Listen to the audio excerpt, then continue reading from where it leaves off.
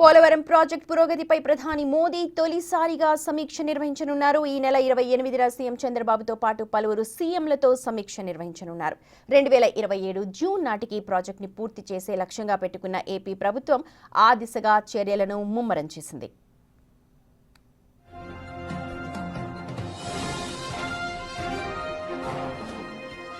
ఆంధ్రప్రదేశ్ రాష్ట్రానికి మంచి రోజులు రాబోతున్నాయనే చెప్పాలి. రాష్ట్ర జీవన రేఖ పోలవరం ప్రాజెక్టుకు పూర్తి చేసేందుకు వీలుగా అక్కడ అడుగులు పడుతూ ఉన్నాయి. ప్రాజెక్ట్ నిర్మాణ పనుల పురోగతిపై ప్రధాని మోదీ స్పెషల్గా ఫోకస్ చేసినట్టుగా కనిపిస్తోంది.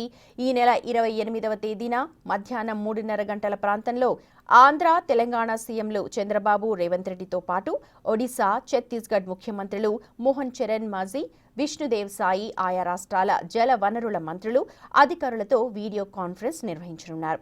ఈ సమాచారాన్ని ప్రధాని కార్యాలయం రాష్ట్ర ప్రభుత్వ ప్రధాన కార్యదర్శి కె విజయానంద్కు పంపింది.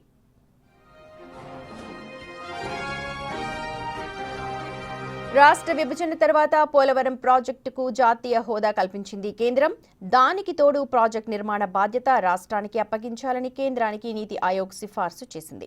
దీనికి కేంద్ర జలశక్తి శాఖ సానుకూలంగా స్పందించింది.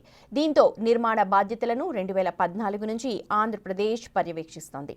2014-19 మధ్య ముఖ్యమంత్రి చంద్రబాబు ప్రతి సోమవారం పోలవారంగా మార్చి నిరంతరం సమీక్షలు నిర్వహించారు.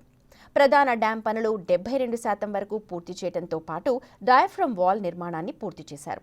ఈ పనులు ముందుగానే కావాల్సి ఉన్న గత వైసీపీ ప్రభుత్వ నిర్లక్ష్యం కారణంగా పనులలో ఆలస్యం జరిగింది అని చెబుతూ ఉన్నారు అధికారులు.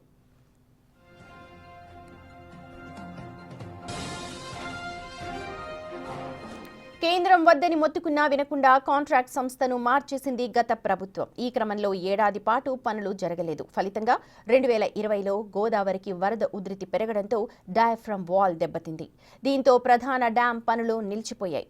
2024లో చంద్రబాబు సారథ్యంలో టీడీపీ కూటమి అధికార పగ్గాలు చేపట్టాక మళ్లీ ప్రాజెక్టు పనుల్లో కదిలికొచ్చింది.